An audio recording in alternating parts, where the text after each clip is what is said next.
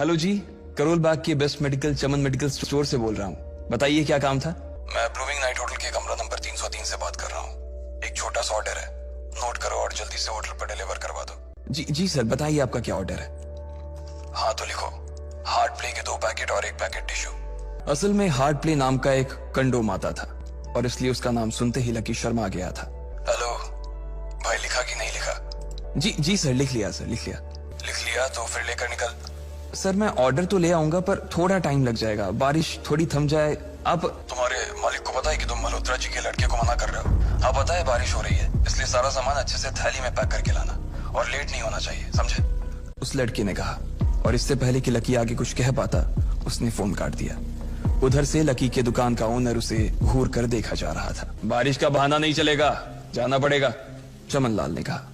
मैं बहाना नहीं कर रहा सर, थोड़ी बारिश धीमी हो जाए तो मैं चला जाऊंगा। वो पता नहीं कोई मिस्टर मल्होत्रा का कोई बेटा कुछ ज्यादा ही जल्दी में था, मैं साइकिल से तो पहुंच नहीं पाऊंगा इतनी जल्दी। क्या कहा? मिस्टर मल्होत्रा जी का बेटा? तू मेरी दुकान बंद करवाएगा क्या? अभी क्या भी निकल उनका ऑर्डर लेके, वो हमारे बहुत पुराने कस्टमर है। तू मेरी मोटरसाइकिल ले जा, चाहे जो हो जाए, ग्राहक नाराज नहीं होना चाहिए, और वैसे भी वो मल्होत्रा जी का बेटा है। चमन लाल ने मोटरसाइकिल की चाबी लकी की ओर उछालते हुए कहा, चलो ठीक है, जो होगा देखा जाएगा, कम से कम बाइक तो चलाने को मिल रही है। दरअसल लकी इतने साल काम करने के बाद भी अपने लिए एक मोटरसाइकिल नहीं ले पाया था। लकी की तनख्वाह ही इतनी भर थी कि सिर्फ उसके कमरे का किराया, उसकी साइकिल में डालने वाली हवा का खर्च, बिजली पानी का बिल और डिम्पल के साथ महीने में 1-2 बार बाहर खाने का खर्चा ही निकल पाता था। उसे डिम्पल की कही बात अक्सर याद आती थी, लकी अगर अगले 2 महीने में तूने बाइक नहीं खरीदी ना तो मैं तेरे से ब्रेकअप कर लूंगी, देखना। असल में डिम्पल को लकी के साथ बाइक पर घूमने की बड़ी तमन्ना थी। लकी की इस उजाड़ जिंदगी में एक वही तो थी जिसके लिए जिंदा रहने को उसका जी चाहता था। जब भी वो उससे बाइक की बात करती तो लकी डिम्पल की इस बात को हंसकर टाल देता था। वो अपने मन में इस बात को अच्छे से जानता था कि डिम्पल उससे बहुत प्यार करती थी और वो उससे कभी छोड़कर नहीं जा सकती थी। पर आज उसके पास एक मौका था। वो डिम्पल को अपने साथ इस बारिश में राजपथ घुमाना चाहता था। बस जल्दी से वो ये डिलीवरी देकर सीधे डिम्पल के पास ही जाने वाला था। उसने होटल ब्लूमिंग नाइट के बाहर मोटर बाइक पार्क की और सीधे होटल के अंदर चला गया। जी मैं चमन मेडिकल स्टोर से आया हूँ, रूम नंबर 303 का ऑर्डर था सर। 3rd फ्लोर पर है, लिफ्ट से चले जाओ, रेनकोट यहीं उतार देना। वो रूम नंबर 303 के बाहर पहुंचा और उसने डोरबेल बजाई। नमस्ते, मैं चमन मेडिकल स्टोर से लकी, आपका। इससे पहले कि लकी आगे कुछ कह पाता उसकी आंखें फटी की फटी रह गई थी। उसके सामने एक लड़की खड़ी थी। वो लड़की और कोई नहीं बल्कि उसकी गर्लफ्रेंड डिम्पल ही थी। उसकी खुशबू से ही ये चीज साफ पता चल रही थी कि वो अभी अभी नहा कर आई थी। डिम्पल, तुम यहाँ क्या कर रही हो? तुम यहाँ क्या मेरा पीछा करते हुए आए हो लकी? डिम्पल बेबी क्या हो गया, किससे बात कर रही हो? अचानक से एक गबरू जवान सा लड़का दरवाजे के पास आकर खड़ा हो गया था। साले राहुल के बच्चे, तेरी हिम्मत कैसे हुई मेरी डिम्पल को हाथ लगाने की?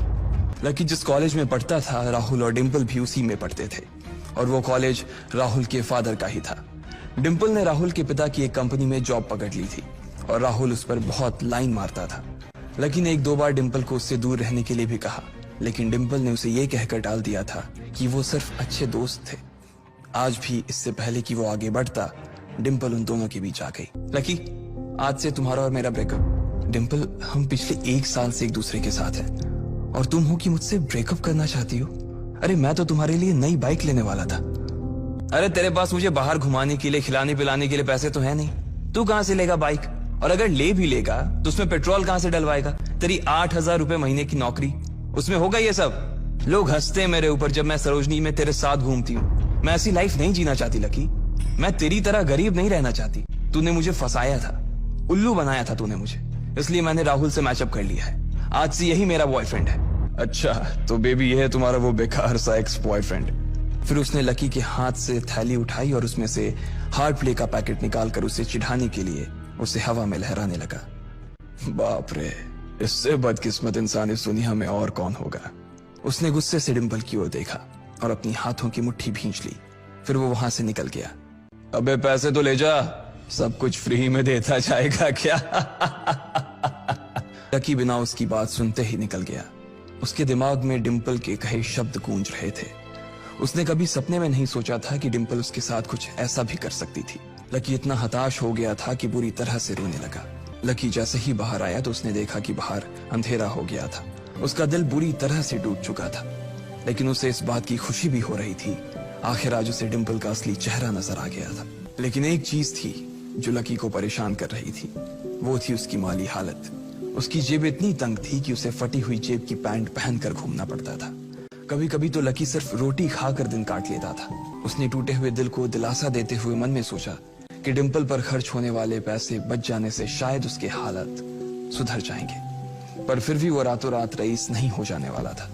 उसने ऊपर आसमान की ओर देखा और जोर से चिल्लाया, अगर इतना ही अनलकी बनाना था तो फिर नाम लकी क्यों रखा भगवान।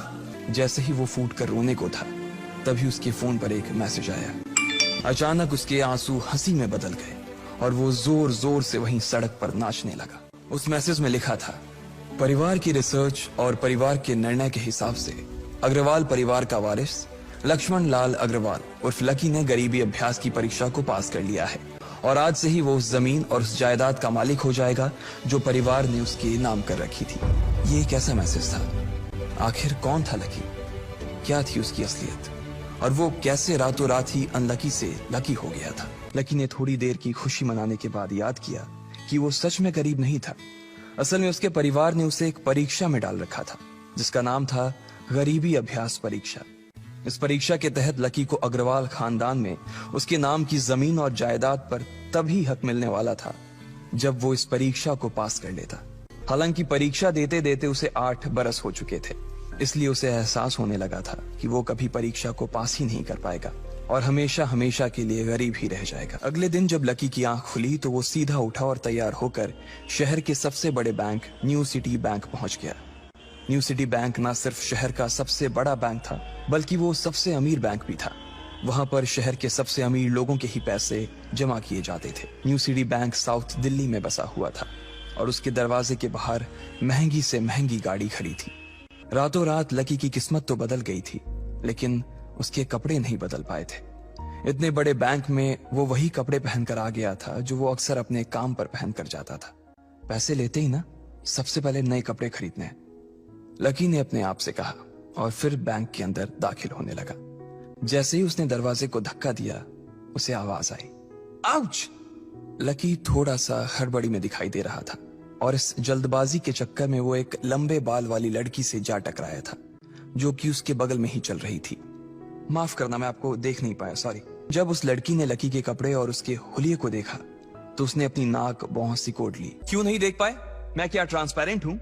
इससे पहले कि बात आगे बढ़ती, उस लड़की ने देखा कि इस बैंक की मैनेजर यास्मीन पटेल उन दोनों की ओर बढ़ी चली आ रही है। I am so sorry miss, आपको कहीं लगी तो नहीं? यास्मीन ने उस लड़की से पूछा और फिर घिन्न भरी नजरों से लकी की ओर देखने लगी। यास्मीन ने लकी को ऊपर से नीचे तक देखा और ना जाने उसके मन में क्यों शक पैदा हो गया। क्या आप मुझे बता सकते हैं कि आप यहाँ पर किस काम से आए हैं? हाँ, वो मैं अपना पैसा निकलवाने के लिए आया था। पैसे निकलवाने के लिए आए हो? हाँ, तो क्या आपके पास कार्ड है? न्यू सिटी बैंक का कार्ड हासिल करना एक बहुत ही मुश्किल भरा काम था। अगर किसी को भी उस बैंक का कार्ड लेना था तो सबसे पहले उस आदमी को अपने खाते में कम से कम 5 लाख रुपए जमा करवा कर रखने पड़ते थे, तब जाकर उसे कहीं कार्ड मिलता था। लेकिन लकी तो पहली बार ही यहाँ आ रहा था, इसलिए उसके पास कार्ड होने की कोई संभावना ही नहीं थी। कार्ड नहीं मेरे पास। जैसे ही उस लंबे बालों वाली लड़की ने लकी का जवाब सुना तो वो खिलखिलाकर हंस पड़ी। इससे पहले कि आगे कोई कुछ कह पाता, उस लंबे बालों वाली लड़की के पिता वहां आ गए और बोले, चलो बेटी। यास्मीन देखो, अगर इस तरह के सड़क छाप लोग तुम्हारे बैंक में ऐसे ही घुसते चले आए ना और बाकी कस्टमर्स को परेशान करने लगे तो तुम्हारे बैंक की इमेज और उसके शेयर्स दोनों को काफी नुकसान होगा। एक मैनेजर होने के नाते तुम्हें इन सब चीजों का ध्यान रखना चाहिए। मुझे उम्मीद है कि आगे मेरे साथ ऐसा कुछ नहीं होगा, उस लड़की ने कहा और अपने पिता के साथ बैंक के बाहर चली गई। अपना ध्यान रखना कोयल मैडम। कोयल और उसके पिता इस बैंक के सबसे पुराने और सबसे वफादार कस्टमर्स थे। अगर आज यास्मीन उन्हें नाराज कर देती और वो उसके बैंक से अपना खाता बंद करवा देते तो शायद यास्मीन की नौकरी तक जा सकती थी। और यह सब हो रहा था उस पागल लकी की वजह से। इसे जल्द से जल्द यहां से भगाना पड़ेगा, यास्मीन ने अपने आप से कहा और फिर बैंक के अंदर आने लगी। अरे अब ये कहां चला गया? वो इधर उधर देखने लगी, लेकिन लकी वहां भी नहीं था। यास्मीन को लगा कि शायद लकी यहाँ बहुत ही असहज महसूस कर रहा होगा और जब वो कोयल को दरवाजे पर छोड़ने के लिए आई तब उसके पीछे पीछे वो भी निकल गया होगा। अरे ये कहां छिपा हुआ था? उसने देखा कि लकी बैंक के VIP लॉन्ज के बाहर खड़ा था और उसके खंबे की आड़ की वजह से वो यास्मीन की नजर से बाहर हो गया था। लकी जिस कमरे के बाहर अभी खड़ा था, उस कमरे के अंदर शहर के सभी रईस लोगों का उठना बैठना था। अब अगर ऐसे में लकी वहां घुस जाता तो सब लोग मिलकर यास्मीन की गर्दन पर चढ़ जाते। रुको, जहां हो वहीं खड़े रहो। वो लकी को किसी भी तरह से उस कमरे में जाने से रोकना चाहती थी, लेकिन उससे पहले ही वो उस कमरे के अंदर दाखिल हो चुका था। बाप रे, ये कैसा आदमी है? बिना परमिशन के अंदर घुसा तो घुसा, लेकिन दरवाजा भी अंदर से बंद कर लिया। अब यास्मीन की सांसें फूलती जा रही थी। इधर जैसे ही लकी कमरे में दाखिल हुआ, वहां का कस्टमर रिलेशन मैनेजर जो कि सोफे पर फैला हुआ था, वो उसे देखते ही अचानक सीधा बैठ गया। हेलो सर, कैसे हैं आप? उसे याद था कि इस कमरे में कुछ खास लोग ही आते थे, और जो भी आते थे यास्मीन उनके आने की खबर उसे पहले ही दे देती थी। लेकिन इस वक्त जो आदमी उसके सामने खड़ा था, उसे देखते ही वो अपनी जगह पर जम गया था। ना तो वो कहीं से भी वीआईपी लग रहा था और ना ही वो उसका कोई रिश्तेदार था। कौन हो भाई तुम? क्या चाहिए तुम्हें? मैं यहाँ अपना पैसा लेने आया हूँ। तुम्हारे पास हमारा सुप्रीम कार्ड है? नहीं नहीं, मेरे पास कोई कार्ड नहीं है। तो फिर हम तुम्हें कोई पैसा नहीं दे सकते। चलो अभी दरवाजा खोलो और सीधा बाहर निकलो। नहीं, मैं अपना पैसा लिए बिना नहीं जाऊंगा यहाँ से। अरे बोला ना, बिना कार्ड वाले को पैसा नहीं मिलता है, और वो भी पैसा होगा तब तो मिलेगा ना। अरे पैसा है तभी तो निकालने आया हूँ सर। देख, फालतू की बहस मत कर सुबह सुबह, वरना मैं सिक्योरिटी को बुला लूंगा तो वो लोग मार मार कर बाहर निकालेंगे तुझे। फिंगरप्रिंट? अरे अरे, आपने कहा ना कि आपको कार्ड चाहिए, पर मेरे पास कार्ड नहीं है, फिंगरप्रिंट है। और मुझे मालूम है कि आपके यहाँ फिंगरप्रिंट से भी पैसे निकलते हैं। मैनेजर को यह समझ नहीं आ रहा था कि आखिर लकी को फिंगरप्रिंट की जानकारी मिली कैसे। मैनेजर ने सोचा कि उसे एक चांस देना चाहिए, इसलिए उसने लकी को फिंगरप्रिंट इस्तेमाल करने की इजाजत दे दी थी। चुपचाप यहाँ पर अपना अंगूठा लगाओ, तुम्हारा फिंगरप्रिंट मैच नहीं कर रहा है। उसे लग रहा था कि लकी ने अपनी जेब में कोई हथियार छुपा रखा था और वो मैनेजर को बेवकूफ बना रहा था। इससे पहले कि लकी अपनी जेब से कोई बंदूक या बम निकालता, मैनेजर ने अपना फोन निकाला और पुलिस का नंबर लगाने लगा। लकी ने उसकी स्क्रीन पर देख लिया था कि वो 100 नंबर पर फोन लगा रहा था। लकी बुरी तरह से घबरा गया था। अब आगे क्या होने वाला था? क्या लकी उसे पुलिस को बुलाने से रोक पाता? कहीं उसे कोई फेक मैसेज तो नहीं आया था? लकी कैसे इन मुसीबत से बाहर निकलेगा? अरे अरे, ये क्या कर रहे हो? देखिए सर, मेरी बात सुनिए, मैं कोई क्रिमिनल नहीं हूँ। हो सकता है मैंने गलत उंगली लगा दी हो, बस आप मेरे को एक लास्ट बार फिंगरप्रिंट लगाने दो प्लीज। देख, ये उंगली भी अगर नहीं लगी ना, तो फिर ये मत कहना कि मैं अगली उंगली भी ट्राई करके देखता हूँ। अगर ये वाली काम नहीं की तो मैं सीधा पुलिस को फोन करने वाला हूँ अभी। लकी ने अपने सीधे हाथ की उंगली को अपने पैंट से साफ किया और भगवान का नाम लेकर उसे उस मशीन पर लगा दिया। जैसे ही उसकी उंगली उस मशीन पर पड़ी, अब की बार फिर मशीन से एक आवाज आई और वो चमक कर हरी हो उठी। तभी मैनेजर के मोबाइल पर एक मैसेज आया। मैनेजर ने उस मैसेज को पढ़ना शुरू किया। Verification successful. खाता 1, नाम लक्ष्मण लाल अग्रवाल, खाता नंबर 01104। जैसे ही मैनेजर ने इस मैसेज को देखा, उसकी आंखें फटी की फटी रह गई थी। लकी उस हरी बत्ती को देखते ही झूम उठा था और फिर उसने मैनेजर को घूर कर देखा। इधर मैनेजर ने उसके आगे हाथ जोड़े और खिसिया कर हंसते हुए कहा, लक्ष्मण सर प्लीज मुझे माफ कर देना सर। मैं इस ब्रांच में नया आया हूँ और इसलिए मुझे मालूम नहीं था कि आप कौन हो। मैं इस ब्रांच का कस्टमर मैनेजर शशिकांत वर्मा हूँ। प्लीज आगे भी मेरा ध्यान रखना सर, प्लीज। Sorry sir. हाँ ठीक है, तो मुझे ये बताओ कि मेरे खाते में कितने पैसे रखे हुए हैं, लकी ने कहा, और वो अब सोफे पर बैठ गया। मैनेजर उसके सामने ही खड़ा हुआ था और उसके खाते की जानकारी अपने फोन पर ही निकाल रहा था। हो गया सर, आपके खाते में इस वक्त 90,80,70,650 रुपए रखे हुए हैं सर। लकी की शक्ल देखकर तो यही लग रहा था कि उसकी उम्र 20 से 22 साल से ज्यादा नहीं थी। शशिकांत अपने मन में ये सोच रहा था कि दुनिया के 99% लोग ही अपनी पूरी जिंदगी काम करने के बाद भी इतना पैसा नहीं कमा सकते थे जितना कि लकी के खाते में इतनी छोटी सी उम्र में रखा हुआ था। लेकिन लकी ने इधर जब उसके फोन में अपने खाते पर पड़ी हुई जानकारी को देखा तो उसे कुछ अजीब सा लगा। उसे लग रहा था कि उसे तुरंत इतने पैसों के हिसाब से अब अपनी जिंदगी को ढालने की कोशिश करनी शुरू कर देनी चाहिए, वरना उसके साथ वही होने वाला था जो आज बैंक में उसके साथ हुआ था। अरे सर, खाते में पैसे के अलावा और भी चीजें हैं जो मैं आपको बताना चाहता हूँ सर। सर, एक तो आपके खाते में एक फरारी जुड़ी हुई दिखा रहा है सर। इसके अलावा आपके खाते में 2 किलो सोने की 100 ईंटें रखी हुई हैं, 5 किलो सोने की 20 ईंटें, पिकासो की 3 असली पेंटिंग हैं, 20 हीरे हैं 24 कैरेट के और भी बहुत कुछ है सर। इतना सारा धन देखने के बाद शशिकांत की आंखें तो बाहर ही निकल आई थी। जितना पैसा और सोना और जायदाद उसके पास था, उसका 10% भी इस ब्रांच में किसी और के पास नहीं था। ठीक है, चलो मुझे एक कार्ड दे दो तुम। जी सर, मैं अभी आपके लिए एक नया कार्ड बनवा देता हूँ सर। मुझे बस 10 मिनट दीजिए सर, बस 10 मिनट। जितनी देर में लकी ने अपने फोन पर फिर से उस मैसेज को खोलकर देखा, उतनी ही देर में मैनेजर उसके लिए एक चमकता हुआ सुप्रीम कार्ड लेकर उसके सामने आ गया था। लेकिन उस कार्ड को देखने के बाद ना जाने क्यों मैनेजर को ऐसा लग रहा था कि यह कार्ड लकी की संपत्ति के आगे कुछ भी नहीं था। फिर भी मैनेजर इसमें कुछ नहीं कर सकता था, क्योंकि वो जानता था कि उसके पास इस ब्रांच में इससे बड़ा और कोई कार्ड नहीं था। इसलिए फिलहाल वो लकी को यही दे सकता था। लीजिए सर आपका कार्ड, पासवर्ड वगैरह सर आपको ईमेल पे मिल जाएगा। इधर यास्मीन परेशान हुए जा रही थी। वो जानती थी कि अगर कुछ भी गड़बड़ हुआ तो सबसे पहले उसकी नौकरी जाने वाली थी। जैसे ही परेशान यास्मीन ने अपनी नजर उठाकर फिर से उस कमरे की ओर देखा तो पाया कि लकी बहुत ही आराम से उस कमरे से बाहर निकलकर दरवाजे की ओर बढ़ता चला जा रहा था। ए, रुको, तुम्हारी हिम्मत कैसे हुई जबरदस्ती हमारे वीआईपी रूम में घुसे चले जाने की? मैंने पहले भी कहा था ना आपसे, मैं यहाँ सिर्फ अपना पैसा लेने आया था और कुछ नहीं। यास्मीन ने देखा कि उसके हाथ में एक सुप्रीम कार्ड था और वो उसकी उंगलियों के बीच चमक रहा था। यास्मीन के दिमाग में आया कि लकी ने ये कार्ड कहीं अंदर से चुरा तो नहीं लिया, और इससे पहले कि वो यहाँ से चोरी करके भागता, यास्मीन जोर से चिल्लाई, सिक्योरिटी सिक्योरिटी, ये चोरी करके भाग रहा है, पकड़ो इसे। लकी ने जब यास्मीन के मुंह से ये बात सुनी तो उसके कान खड़े हो गए। इससे पहले कि वो वहां से अपनी जान बचाकर भाग पाता, सिक्योरिटी वालों ने उसे धर दबोच लिया था और फिर उसकी जेब टटोलने लगे थे। इधर यास्मीन ने देखा कि उस सुप्रीम कार्ड पर उसने अपना नाम भी गुदवा लिया था। तुम्हारी इतनी हिम्मत कि तुमने शशिकांत सर को डरा कर अपना नाम भी लिखवा लिया इस पर। इसकी जेब चेक करो। मैडम, इसकी जेब में तो कुछ नहीं है, बल्कि फटी हुई जेब है इसकी। मैडम, हो सकता है कि इसी जेब में चाकू रख कर लाया हो और उसको निकालते वक्त उसी चाकू से इसकी जेब फट गई होगी। मुझे तो ऐसा ही लग रहा है। अरे पागल हो क्या? ये सब आप लोग क्या बोल रहे हो? शशिका! इससे पहले कि लकी आके कुछ बोल पाता, एक गार्ड ने उसके दोनों हाथों को मरोड़ दिया था। यास्मीन ने तुरंत अपना फोन निकाला और पुलिस को फोन मिलाते हुए कहा, हेलो पुलिस स्टेशन, मैं न्यू सिटी बैंक से बोल रही हूँ। हमारे बैंक में एक सनकी चोर घुस आया है और उसने हमारे कस्टमर मैनेजर का खून कर दिया है। आप प्लीज जल्दी आ जाइए सर। जैसे ही बाकी लोगों ने भी अपनी आंखों के सामने ये मंजर देखा तो वो सब लोग भी लकी के आसपास घेरा बनाकर खड़े हो गए। अंदर बैठे मैनेजर ने जब इस हलचल को देखा तो वो भी अपना सारा सिस्टम बंद करके बाहर आ गया। अरे क्या हो रहा है ये सब?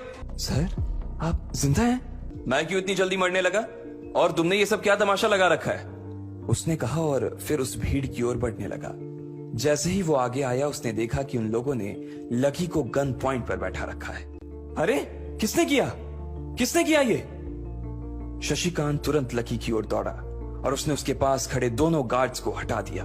फिर लकी को उठाने के लिए उसने अपना हाथ उसकी ओर बढ़ा दिया और बोला, sir I am really sorry sir, इस बेवकूफी के लिए मैं आपसे माफी मांगता हूं sir. I am really sorry sir. Shashikant उसके पैरों में ही गिरने को हो गया था। लकी उसका हाथ पकड़कर खड़ा हुआ। आप पूछ रहे थे ना कि किसने किया? इसने किया है ये, और इसने सिर्फ इतना ही नहीं किया बल्कि इसने पुलिस को भी बुला लिया है। इसे लग रहा है कि मैं कोई क्रिमिनल हूं जिसने आपका खून कर दिया है और आपसे ये कार्ड चुरा कर भाग रहा हूं, ये कार्ड जो आपने मुझे दिया है। लकी ने यास्मीन की ओर उंगली दिखाते हुए गुस्से में कहा, यास्मीन, जो मैं सुन रहा हूं क्या वो सच है? सर मुझे लगा कि ये जबरदस्ती अंदर घुस आया है और इसने आपके ऊपर हमला करके आपसे जबरदस्ती ये कार्ड बनवा लिया है और फिर आपको मार दिया है सर। उसकी डरी सहमी सी आंखों में अब आंसू ही आ गए थे। मैनेजर ने जब उसकी ये बात सुनी तो उसने अपना सिर पकड़ लिया। तुम्हें मालूम है ये कौन है? अरे ये लक्ष्मण अग्रवाल है, लक्ष्मण अग्रवाल खानदान का वारिस। तुम्हें पता है ना कि अग्रवाल खानदान का खाता हमारे बैंक की जितनी भी शाखाएं हैं उसमें सबसे बड़ा खाता है। यास्मीन ने जैसे ही ये नाम सुना उसके पैरों के नीचे से जमीन खिसक गई थी। वो जानती थी कि अगर न्यू सिटी बैंक इतनी ऊंचाइयों पर पहुंचा था तो उसके पीछे अग्रवाल खानदान का सबसे बड़ा हाथ था। इस बात का जिक्र उससे तब भी किया गया था जब उसने नौकरी ज्वाइन की थी। तुम्हें पता है इस लड़के के नाम पे कितनी प्रॉपर्टी है?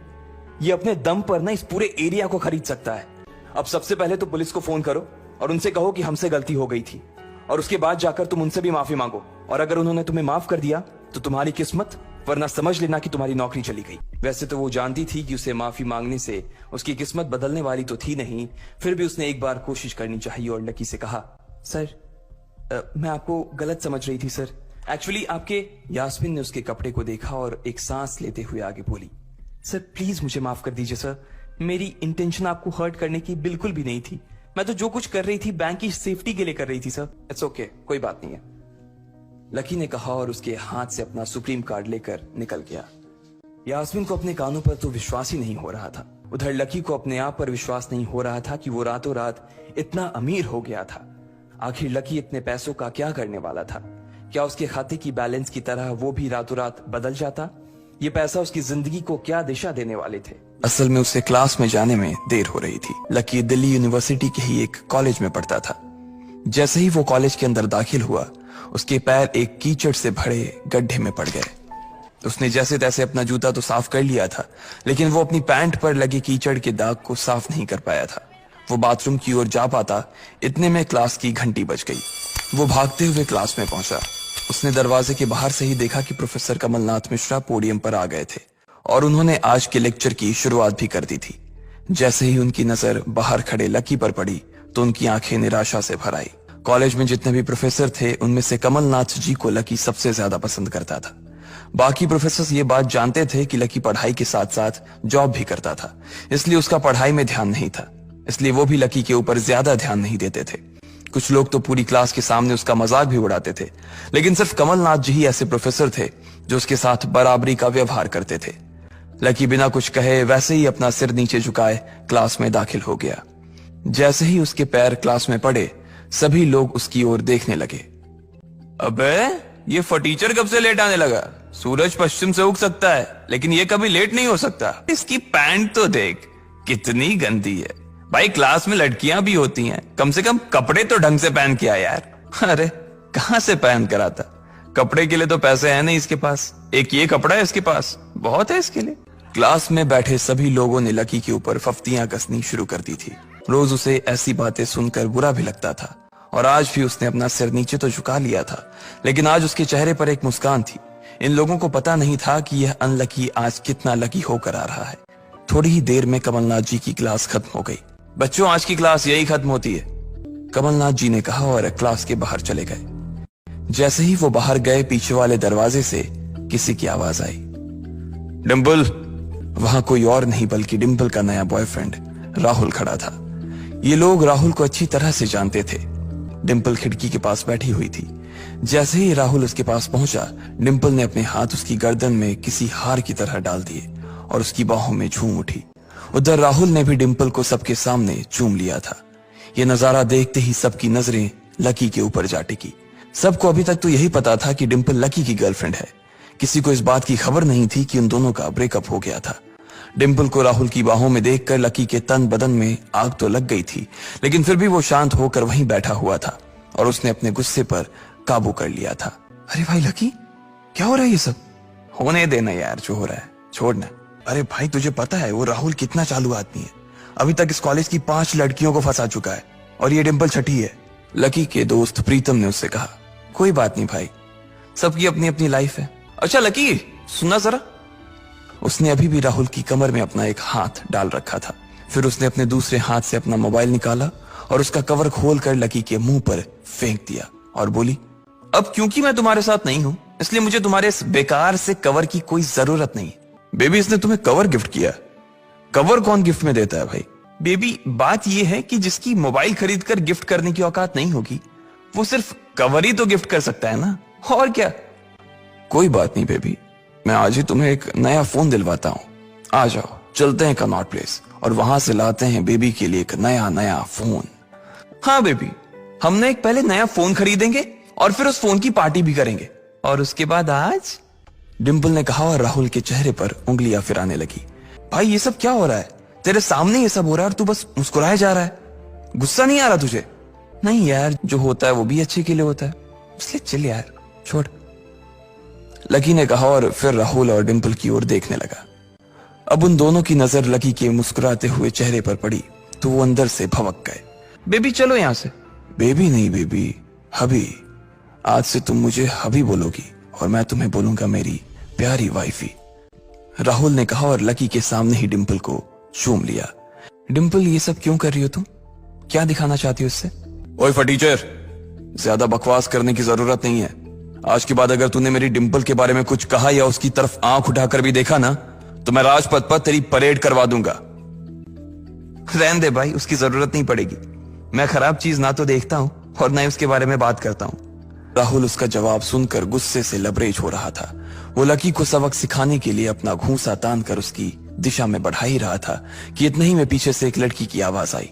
अब तू हद से आगे बढ़ती जा रही है डिंपल। लकी जैसे लड़के को छोड़कर तू इस एक नंबर के लफंगे लड़के के साथ पड़ी है। तुझे तो कॉलेज के किसी गड्ढे में जाकर डूब मरना चाहिए। साक्षी, क्या कह रही है तू? जुबान संभाल अपनी। जब डिंपल लकी के साथ थी तो उसकी साक्षी से भी अच्छी दोस्ती थी। जब भी डिंपल और लकी के बीच किसी बात को लेकर झगड़ा होता तो डिंपल उसे सुलझाने के लिए अक्सर साक्षी की ही मदद लेती थी। तुझे सीरियसली शर्म आनी चाहिए डिंपल। मैंने कभी नहीं सोचा था कि तू ऐसी लड़की निकलेगी। लकी जैसा बंदा ना तुझे कहीं नहीं मिलेगा। तू इतनी जल्दी कैसे भूल गई यार? लकी तेरे लिए हर टफ टाइम में खड़ा रहा था। जब भी तू बीमार होती थी और तेरे खड़े होने की भी हालत नहीं होती थी तो बेचारा तेरे लिए खाना बनाता था, तेरे कपड़े धोता था और तो और तेरे लिए दवाई तक लेके आता था। तुझे याद है ना जब हम हिमाचल घूमने गए थे और तेरे पैर में मोच आ गई थी तो ये बेचारा अपनी नौकरी छोड़कर भागा भागा रात में हमारे पास आ गया था।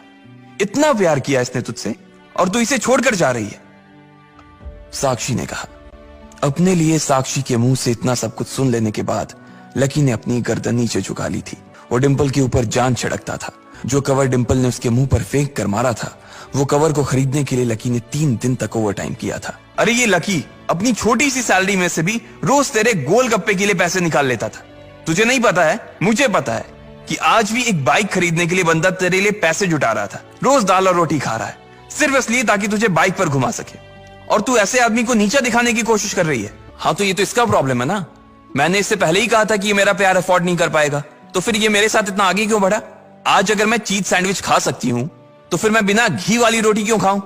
लकी डिंपल की ये बात सब सुन रहा था और उससे पहले कि वो कुछ जवाब देता अचानक ही उसका फोन बज उठा। उसने मोबाइल निकाल कर देखा तो पाया कि किसी अनजान नंबर से उसे फोन आया था। साक्षी और डिंपल के बीच हो रही बहस के बीच ही लकी फोन उठाने के लिए वहां से निकल गया। देखा कितनी बदतमीजी से उठ के चला गया। चलो अभी। डिंपल ने राहुल के हाथ को कसकर पकड़ा और निकल गई। इधर फोन पर लकी कुछ बोलता उससे पहले ही बहुत हो गया लक्ष्मण, अब बस जल्दी से घर आ जाओ। लकी फोन पर उसकी माँ की आवाज पहचान गया था। मैं जल्दी आ जाऊंगा माँ, बस पढ़ाई खत्म होते ही आ जाऊंगा। उसकी आंखें डबडबा आई थी। बस अब कितना पढ़ेगा? तू अब जल्दी से आ जा। मैंने तेरे लिए एक लड़की भी ढूंढ रखी है। डिंपल के सदमे से अभी बाहर भी नहीं निकला था और उसकी माँ उसके लिए लड़की ढूंढ रही थी। माँ मैं अभी क्लास में हूँ, आपको थोड़ी देर बाद फोन करता हूँ। लकी ने आगे की बात से बचने के लिए कहा और फोन रख दिया। फिर वो क्लासरूम में आ गया। लकी तुम ठीक हो ना? साक्षी ने लकी के कंधे पर हाथ रखते हुए पूछा।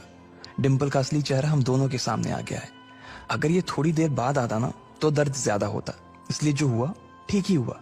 तुम्हें ऐसी लड़की के लिए परेशान नहीं होना चाहिए लकी। कोई जरूरत नहीं है तुम्हें दुखी होने की।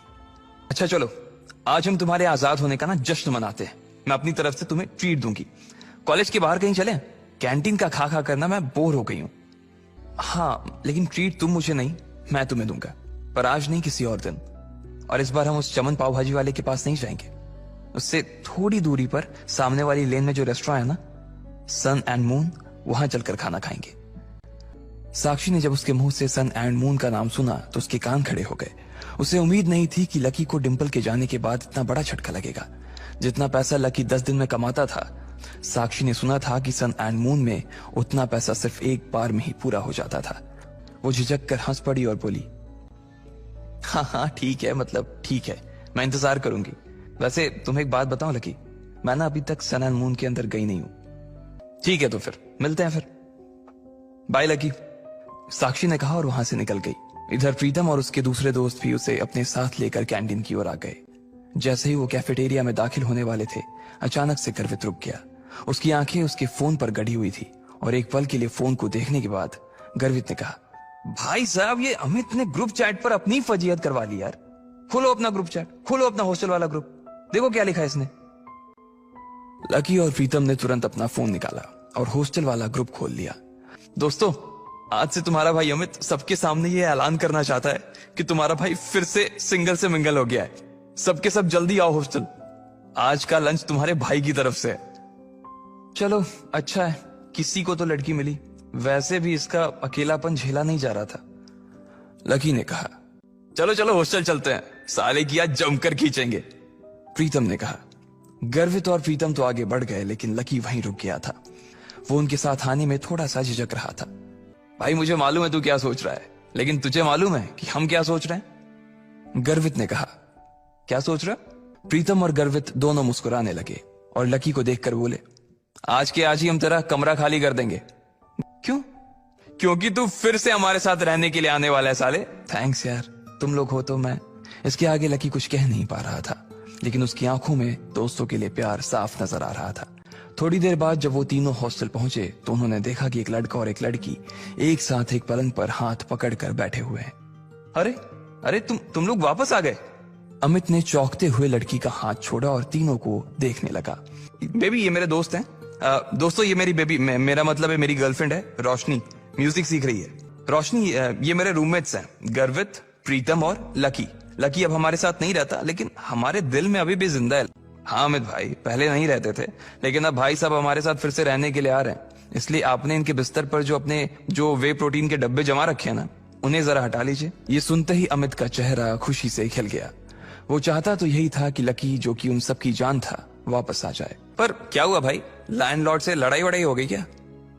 नहीं यार। अरे भाई लाइफ है, कभी धूप कभी छांव, चलता रहता है। तू ज्यादा सवाल मत कर यार, पलंग खाली कर यार जल्दी। प्रीतम ने कहा और रोशनी की ओर इशारा कर दिया। चलो तो फिर आज रॉबिस कैफे पर खाना खाने के लिए चलते हैं। रोशनी की रूममेट भी आने वाली है। तुम्हें और किसी को बुलाना है? लकी तो डिंपल को बुला देना, वो भी आ जाएगी। मैं और डिंपल अब साथ नहीं है यार। तुम और डिंपल साथ नहीं हो मतलब? ये कब हुआ यार? अब जो हो गया सो हो गया ना यार, सब आज ही जानना है क्या तेरे को? गर्वित ने उसे फटकारते हुए कहा।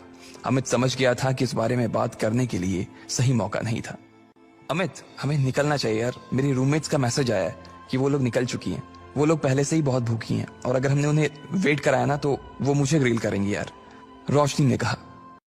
हाँ अब ऐसा है तो प्रीतम जी, गर्वित जी और लकी जी, आप अपने अपने कपड़े बदलो। प्रीतम तू लकी को कुछ बढ़िया से दे देना यार, और प्लीज सब लोग जल्दी तैयार हो जाओ, हम लोग बाहर इंतजार कर रहे हैं। जहां अमित बार बार कमरे के दरवाजे की ओर देख रहा था, वहीं रोशनी अपने हाथ बांधे और मुंह फुलाए बरामदे के उस पार देख रही थी। क्या हुआ बेबी, तुम्हें ऐसा नहीं लगता कि तुम्हारे ये जो रूममेट्स हैं ये बहुत ही एवरेज हैं? मतलब तुम खुद को देखो ना गर्वित की शक्ल अच्छी है, ना प्रीतम की पर्सनालिटी में कोई अपील है, और चलो लकी तो फिर भी थोड़ा बहुत अच्छा लगता है, लेकिन वो जिस तरह से रहता है, जिस तरह के कपड़े पहनता है, उससे साफ दिखता है कि उसकी जेब टाइट है। अब ऐसे लोगों को मैं अपने रूममेट्स के सामने कैसे ले जाऊंगी यार, बताओ। अमित को उसकी बात सुनकर मन ही मन काफी अजीब लगा। हम सिर्फ खाना खाने ही तो जा रहे हैं, हम कोई ब्लाइंड डेट थोड़ी सेट कर रहे हैं इनके और तुम्हारे रूममेट्स के बीच, तो तुम फिर इतना परेशान क्यों हो रही हो? तुम्हें ऐसा लग रहा है कि मेरे रूममेट बाहर इतनी दूर इतनी धूप में सिर्फ खाने के लिए आ रही हैं? अमित तुम सच में डम्ब हो। अरे उन्होंने भले ही मेरे फेस पर ये बात ना कही हो, लेकिन मैं जानती हूं ना कि वो सिर्फ तुम्हारे रूममेट्स के लिए मिलने आ रही हैं। क्या पता किसी को कोई पसंद आ जाए तो। मैंने तुम्हारी फोटो दिखाई थी, तुम्हें देखते ही सबकी जुबान ऐसे ही लपलप होने लगी थी, और उन्हें लगा कि तुम्हारे रूममेट्स भी तुम्हारे जैसे ही होंगे, इसलिए वो भी मुझे उन सबको भी खाने पर लाने के लिए कह रही थी। मैं लंच ही कैंसिल कर देती हूँ, बोल दूंगी कि अमित का ट्रेनिंग सेशन शुरू हो गया है। अरे नहीं यार नहीं, प्लीज ऐसा मत करो। अमित ने उसके आगे हाथ जोड़ते हुए कहा। अगर ऐसा हो जाता तो प्रीतम और गर्वित उसकी नाक में दम कर देते। वो दिखता पहलवान सा था, लेकिन उसे इन दोनों से बहुत डर लगता था। तो फिर ठीक है, अब वहां इनके साथ जो कुछ होगा ना, उसके लिए तुम मुझे ब्लेम मत करना प्लीज, रोशनी ने कहा। और इससे पहले कि अमित उससे आगे कुछ कह पाता, रोशनी का फोन बज उठा। हेलो, हाँ कोयल, अच्छा तुम लोग पहुंच गए? हाँ इतनी भी क्या जल्दी है यार, जब तुम मिलोगी तो खुद ही देख लेना। अच्छा तुम्हारे सिर पर चोट? अच्छा ठीक है, हम बस आ ही रहे हैं। ये कोयल वही कोयल थी जो आज सुबह ही लकी से बैंक में टकराई थी। वो रोशनी की बहुत अच्छी दोस्त थी और इन सब में सबसे अमीर। इतने में गर्वित, प्रीतम और लकी कमरे से बाहर आ गए। इधर तीन सुंदर सी बन ठन के आई हुई लड़कियां एक टेबल पर पहले से ही बैठी हुई थी। उनकी शक्ल, सूरत और कपड़े देखकर ये पता चल रहा था कि वो पैसे वाले घरों से थी। कोयल तुम्हारे सिर पर लाल सा क्या लगा हुआ है, कहीं कोई चोट वोट लगी थी क्या? हाँ यार, आज सुबह मैं अपने पापा के साथ न्यू सिटी बैंक गई हुई थी, तो वहां पे एक गधे से टकरा गई। इतना बेवकूफ आदमी ना मैंने अपनी जिंदगी में नहीं देखा। मन तो कर रहा था उसका मुंह नोच लूं। आखिर क्या धमाका होगा जब कोयल और लकी फिर से एक दूसरे के सामने आएंगे। क्या वो लकी की इंसल्ट करेगी, वो भी उसके दोस्तों के सामने, या फिर लकी उससे इस बार जवाब देगा? हाँ, लेकिन पता नहीं आजकल न्यू सिटी बैंक के कस्टमर्स की क्वालिटी को क्या हो गया है। उनका स्टैंडर्ड ना दिन ब दिन गिरता ही जा रहा है। कैसे? अरे तुम अब जानती हो ना कि न्यू सिटी बैंक के अंदर आने वाले कस्टमर्स कैसे होते हैं। लेकिन जब मैंने उस लड़के को देखा ना तो मतलब तुम कहना क्या चाह रही हो? वो क्या कुछ ऐसा वैसा था, मतलब थोड़ा फटीचर टाइप का? हाँ, मुझे तो लगता है कि वो कोई पागल था जिसने ठीक से दुनिया, हो सकता है कि वो किसी पागल खाने से भाग कर आया था और सीधा न्यू सिटी बैंक में घुस गया था। पता नहीं बाद में उसके साथ क्या हुआ होगा। मैं तो उसी टाइम अपने पापा के साथ वहां से निकल गई थी। एनीवेज यार, अब तुम लोग भी क्या उसका टॉपिक लेकर बैठ गए? वैसे भी अब हम कभी मिलने वाले नहीं है। अरे यार, ये रोशनी और इसका बॉयफ्रेंड कहाँ रह गया? मैंने सुना है अमित स्पोर्ट्स कोटे से है, इसलिए मुझे लगता है कि वो और उसके दोस्त भी एक जैसे होंगे। अब देखते हैं किसको कौन पसंद आता है, दिशा ने कहा और दरवाजे के बाहर देखने लगी कि तभी रोशनी, अमित, प्रीतम, गर्वित और लकी अंदर आ चुके थे। इससे पहले कि लकी पूरा अंदर घुस पाता, उसने प्रीतम से कहा, तुम लोग जाओ, मैं जरा वॉशरूम से होकर आता हूं। इधर प्रीतम, गर्वित ने जैसे ही कोयल, दिशा और मानसी को देखा, उन दोनों की आंखें फटी की फटी रह गई। अरे कोयल, दिशा, मानसी, किस बारे में बात हो रही है भाई? पता है तुम्हारे हंसने की आवाजें बाहर तक आ रही हैं। रोशनी की बात सुनते ही उन तीनों ने रोशनी की तरफ देखा। उसके पीछे ही अमित खड़ा था और अमित के पीछे गर्वित और प्रीतम खड़े थे। जैसे ही उन लड़कियों की नजर गर्वित और प्रीतम पर पड़ी, उनकी जैसी तो बत्ती से ही गिर गई। उन्हें जैसी उम्मीद थी, वो दोनों लड़के दूर दूर तक उसके आसपास भी नहीं थे। अपनी सहेलियों की बुझी हुई शक्ल देखने के बाद रोशनी ने अमित को गुस्से से घूर कर देखा। अमित के पास सिवाय मुस्कुराने की और कोई चारा नहीं था, लेकिन आज पहली बार उसे भी अपने दोस्तों पर शर्म आ रही है। चलो चलो बैठते हैं। तम दिशा की ओर बढ़ ही रहा था, लेकिन उससे पहले ही दिशा उठकर मानसी के बगल में बैठ गई। उसकी इस हरकत से यह तो साफ हो गया था कि वो प्रीतम को नापसंद करती थी और ना ही उसके साथ बैठना चाहती थी। टेबल पर कुल 4 लकड़ी के स्टूल लगे थे और एक स्टूल पर 2 लोग बैठे थे। दिशा और मानसी एक स्टूल पर बैठ गए, प्रीतम और गर्वित एक स्टूल पर, अमित और रोशनी एक स्टूल पर बैठ गए, लेकिन कोयल अकेली बैठी थी। कोयल उन सब लड़कियों में सबसे सुंदर थी और साथ ही वो सबसे चूजी भी थी। अब ऐसे में अगर लकी कोयल के पास बैठता तो क्या होता? भले ही लकी उतना खराब ना दिखता था, लेकिन उसके कपड़े उसकी पर्सनालिटी की मिट्टी पलित करने में लगे हुए थे। अरे अरे, जल्दी खाने को कुछ मंगवा यार, बहुत भूख लगी है। इतने में कोयल ने अपने बालों को ठीक करते हुए अमित से पूछा, अमित, रोशनी तो बता रही थी कि तुम्हारे साथ 2 नहीं 3 लड़के आने वाले थे, तो फिर वो तीसरा लड़का कहाँ है? आगे क्या होगा इस रोमांचक कहानी में जानना चाहते हैं? अभी डाउनलोड करें पॉकेट नॉवेल ऐप और पढ़ें इंस्टा मिलियनेयर।